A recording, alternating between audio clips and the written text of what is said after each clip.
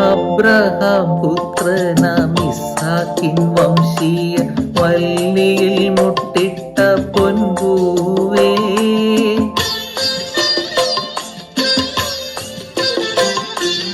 Abraham പുത്രനാം ഇസ്ഹാക്കിൻ വംശീയ വല്ലിയിൽ മുട്ടിട്ട പൊൻപൂവേ, കണ്ണീരിലാഴുമ്പോൾ കൈനീ തരേണമേ, കടലിനു മീതെ നടന്നവനേ.